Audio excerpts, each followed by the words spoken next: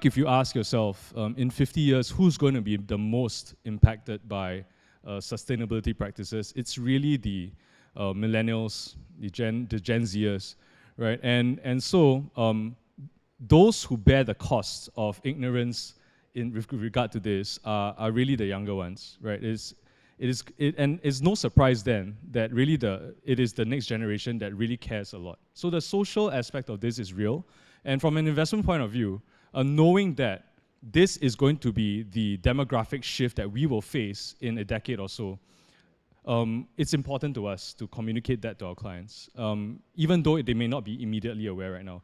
So I think the statistics that by the end of this decade, or close to the end of this decade, the Gen Zers and millennials would outnumber the boomers in the voting population in the US, right? I think it's something that's quite well known. So if that mindset demographic shift is going to happen, and this is almost a certainty because demographics is destiny, as they say, we want to be able to equip at least wealth and high net worth individuals to think about these things. So yes, you're right, the social impact really does matter, right? Socially, also what you can think about is, today, you invest in a company, right? We advise HNWs to look at, another abbreviation, high net worth individuals.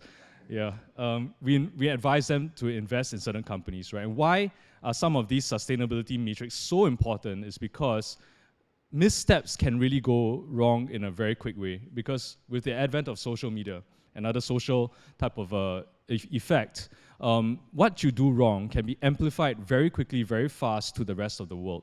And that has dire consequences to asset prices and repute, which can go a long way. So these are little mechanisms that we kind of consider and think about when we advise our own clients to plan for wealth for the next 10 or 20 years, right?